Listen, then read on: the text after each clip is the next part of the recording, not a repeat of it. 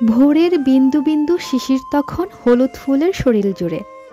সূর্য ওঠার সঙ্গে সঙ্গেই মুক্তোর মতো ঝিকমিকে শিশিরকণা গড়িয়ে নামে হলুদ সরিষা ফুলের উপরে। সকালের রোদে ঝলমল করতে থাকে মাঠ ভর্তি হলুদ সরিষা ফুল। যত দূর চোখ যায় কেবল হলুদ আর হলুদ। প্রকৃতির এই অপরূপ দৃশ্য দেখতে অপেক্ষায় থাকতে হয় শীতকালের জন্য। শীতকালে শুধু হলুদ সরিষা ফুলই ফোটে না, তার সাথে নানান রকম ফুল ফোটে। আমার বাগানেও কিন্তু দেখবেন লাল খয়েরি গোলাপ এবং সেই সাথে হলুদ লাল কম্বিনেশনের অনেক ফুল রয়েছে, কিন্তু হলুদ সরিষা ফুল কিন্তু নজর কেড়ে নেয়। এই হলুদ ফুল যেমন প্রকৃতির সৌন্দর্যকে দেয় ভিন্ন মাত্রা, ঠিক তেমনি একজন কৃষকের স্বপ্ন থাকে এই হলুদকে ঘিরেই। সরিষা ক্ষেতের মাঝে দাঁড়ালে তার ঘ্রাণ আপনাকে মুগ্ধ করে দেবে। আর দিনের বেলায় সরিষা ক্ষেতের প্রচুর অক্সিজেন থাকে, মিষ্টি গন্ধ ভুলিয়ে দেবে শহুরে জীবনযাপনের বিরক্তিকর একটা বদ অভ্যাস। সরিষা ফুলের ঘ্রাণ ফুসফুসকে চাঙ্গা করে তুলবে। তাই বসে না থেকে এখনই একটুখানি সেজে গুজে বেরিয়ে পড়ুন হলুদের প্রান্তরে। হ্যালো এভরিওয়ান, আসসালামু আলাইকুম। Barsha lifestyle and blog YouTube channel থেকে আমি বর্ষা আছি আপনাদের সাথে। কেমন আছেন সবাই? আশা করছি কাছে দূরে দেশ ও বিদেশে যে যেখান থেকে বসে আমার আজকের এই ভিডিওটি দেখছেন সবাই অনেক ভালো আছেন। আর ভালো আছেন বলেই এবং আমি ভালো আছি বলেই আপনাদের মাঝে নতুন আরেকটা ব্লগ ভিডিও নিয়ে হাজির হতে পেরেছি।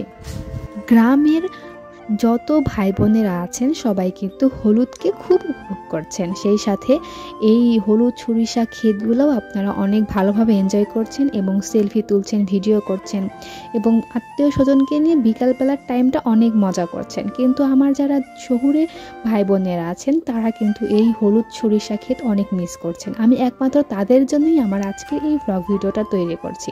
আমার শহুরে ভাই বোনেরা অবশ্যই কিন্তু কমেন্ট বক্সে জানিয়ে দিয়ে যাবে তোমাদের কাছে আমার এই ব্লগটা কেমন লেগেছে। শুধু কি হলুদ সরিষা খেতে গেলেই হবে, একটু সেজে গুজেও তো যেতে হবে, তাই না? যেহেতু আমি বলেই ফেলেছি যে একটু সেজে গুজে বেরিয়ে পড়া যাক হলুদের প্রান্তরে, তো আমিও আজকে একটুখানি সেই কালো শাড়িটা পরছি, সেই সাথে কিছু কসমেটিক্সও রেখেছি, কানের দুল, একটু খোপা, চুড়ি, সেই সাথে সেই আমাদের আদি যুগের সেই বনানি স্নো। যেহেতু আমি মুখে কোনো কিছু নেই না, সেন্সিটিভ স্কিন, এই জন্য অল্প একটু শাড়ির সাথে স্কিনটাকে গ্লো করবে, তার জন্য আমি স্নোটা ব্যবহার করছি। তো শাড়ি পরে আমি আমার বাগানে বেরিয়ে পড়লাম। আপনাদের ভাইয়ার জন্য অপেক্ষা করছি, কারণ আপনাদের ভাইয়া পাঞ্জাবি পরবে এবং সেই সাথে সরিষা খেতেও যাবে আমার সঙ্গে। তার আগে আমি একটু আমার বাগানে ঘোরাঘুরি করেই নেই, কারণ যেহেতু নতুন নতুন ফুল এসেছে, সেই সাথে সুন্দর ঘাসও লাগিয়েছে। ঘাসের মধ্যে একটুখানি হাঁটাহাঁটি করে একটু মনকে সান্ত্বনা দেই।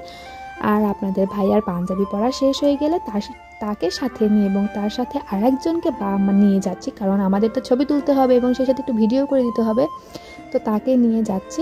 এসেও পড়েছি আমাদের বাড়ির পেছন সাইডেই আসলে সরিষা ক্ষেত, তো এইখানে একটুখানি ছবি উঠেছি দুইজনে, একটুখানি ভিডিও করেছি ব্লগের জন্য। তো আমার কাছে বেশ ভালো লেগেছে, আমার কাছে দিনটা অনেক আনন্দের ছিল।